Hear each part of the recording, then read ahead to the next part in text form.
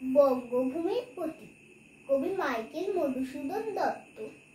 রেখমা দাসীর মনে এমিনতি করি পদে, সাধিতে মনের সাধ ঘটে যদি পরমাদ। মধুহীন করুণাকু তব মনু কুকু নদে, প্রবাসে দৈবের বসে জীবতারা যদি ঘষে।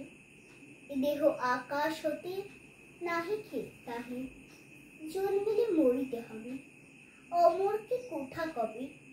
চিরস্থির কবে নীর হায়রে জীবন নদে, কিন্তু যদি রাখো মনে নাহিমা ডোরি সমনে। মক্ষিকাও গলে না গো পড়িলে অমৃত হবে, সেই ধন্য নরকুলে লোকে যারে নাহি ভুলে। মনের মন্দিরে সদা শিবে সর্বজন, কিন্তু কোন গুণ আছে যাচি বুঝে তব কাছে। হেন অমরতা আমি কহব শ্যামা জন্ম দে, তবে যদি দয়া করো ভুল দোষ গুণ ধরো। অমর করিয়া বর দেহদাসে সুগরজে, ফুটে যেন স্মৃতি জলে মানুষ না যথা ফলে। মধুময় তামরস কি বসন্ত কি শরতে। নমস্কার।